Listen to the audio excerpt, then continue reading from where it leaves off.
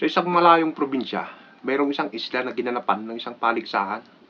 Ang tema ng paligsahan ay pahaba ng ari. Ngayon, nung marinig ito ng isang lalaki na may pinakamahabang ari sa kanilang lugar, na ang pangalan ay Jeffrey Serrano o mas kilala sa tawag nilang Taguro, agad niya itong pinuntahan dahil ang laki ng premyo.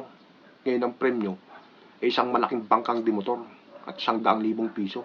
Ngayon, nung marating niya yung isla, may nakita si Taguro dun sa dalampasigan na isang matandang lalaki na nanunungkit ng buko. Tinanong niya ito ngayon, Manong, saan ba dito ginaganap yung paligsahan ng pahaba ng ari? Naku, ito pa sa banda doon, iho. Ba't sasali ka ba? Sabi ng matanda ngayon. Abay, uho, pakita nga lang yung ari. Nung silipin ng matanda yung ari ni Taguro, nakabalot ito sa kanyang bewang, nakasinturon. Naku, iho, umuwi ka na lamang at ikay pagtatawanan lamang daw. Bakit naman ho? Ito po ang pinakamahabang ari sa aming lugar. Nakikita mo ba itong panungkit ko ng buko? Uho. Kung ito nga ay natalo, yung pakayang sa'yo nakasinturon lamang.